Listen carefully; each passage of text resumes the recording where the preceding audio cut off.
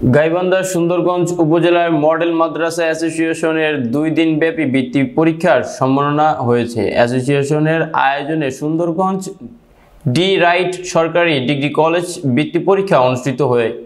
পরীক্ষার শেষ দিন শনিবার পরীক্ষা হল প্রদর্শন করেন সরকারি ডিগ্রি কলেজের অধ্যক্ষ মোহাম্মদ আমিরুল ইসলাম, থানা অফিসার ইনচার্জ মোহাম্মদ আব্দুল হাকিম আজাদ, উপজেলা কৃষি অফিসার মোহাম্মদ রাশিদুল হক কবির, বেলাকা মসজিদপাড়া বালিকা উচ্চ বিদ্যালয় প্রধান শিক্ষক মোহাম্মদ আব্দুল মান্নান আকন, বিশিষ্ট ব্যবসায়ী ও ইঞ্জিনিয়ার মোহাম্মদ রুবেল মিয়া প্রমুখ।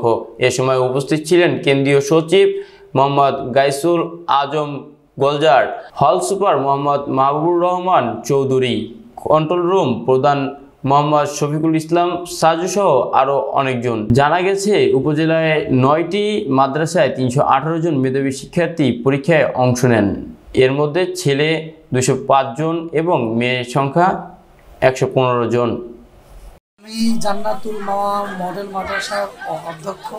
আমার মাদ্রাসা থেকে 15 জন শিক্ষার্থী আজকের এই বৃত্তি পরীক্ষায় অংশগ্রহণ করেছে। আমি আশাবাদী আমার অধিকাংশ শিক্ষার্থী আজকের এই বৃত্তি পরীক্ষার মাধ্যমে ভালো ফলাফল অর্জন করবে। মডেল মাদ্রাসা অ্যাসোসিয়েশন, আমাদের এখানে মোট শিক্ষা প্রতিষ্ঠান হচ্ছে 9টা।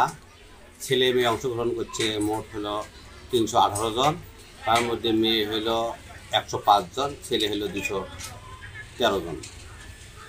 কলেজে সুন্দরগঞ্জ মডেল মাদ্রাসা অ্যাসোসিয়েশন বৃত্তি পরীক্ষা অনুষ্ঠিত চলছে। এখানে মোট 9টা প্রতিষ্ঠান অংশগ্রহণ করছে।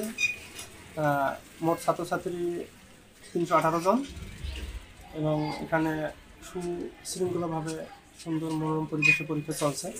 আমরা পরীক্ষার্থীতে পরীক্ষার সাফল্য উন্নতি এবং বৃত্তি প্রদানের মাধ্যমে তাদেরকে আমরা সাফল্য দিকে এগিয়ে নিয়ে যাব। ইতিপূর্বে আমাদের প্রতিষ্ঠান থেকে অনেক ছাত্র ট্যানেল এবং সাধারণ বৃত্তি পেয়েছে এবং আমরা তাদেরকে বৃত্তি প্রদান করেছি এবং সার্টিফিকেট প্রদান করেছি। আজ প্রায়